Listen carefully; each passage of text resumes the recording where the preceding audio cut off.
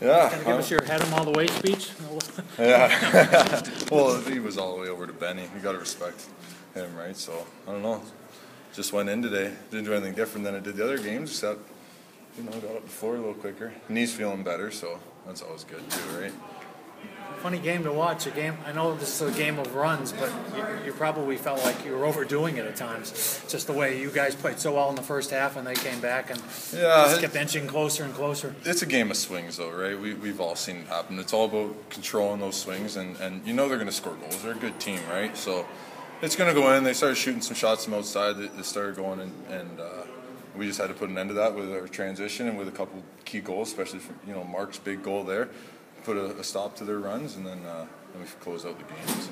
It seemed like those chances in transition came a lot easier tonight than, say, last week in Toronto. You didn't get as many chances last week.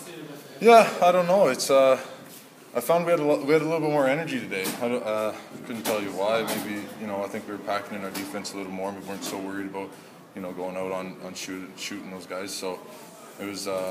I don't know, we found that energy, the ball was moving up the floor quick, and we were passing to our old guys, and it was in the back of the net, right?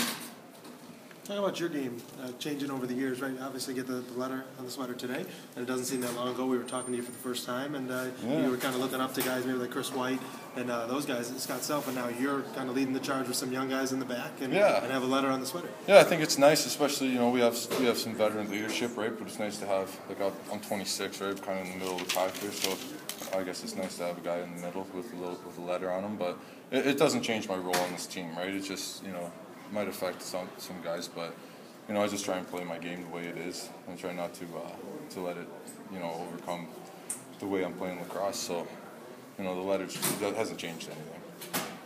You've got 20 more years till you catch the bars.